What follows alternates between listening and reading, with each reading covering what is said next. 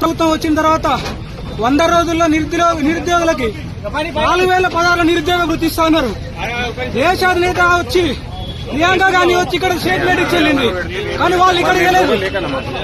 కాబట్టి కాంగ్రెస్ గవర్నమెంట్ హెచ్చరిక చేస్తున్నాం, నిరుద్యోగులకు వెంటనే నిరుద్యోగ వృత్తి ఇవ్వాలి, జాబ్ క్యాలెండర్ ఇవ్వాలి.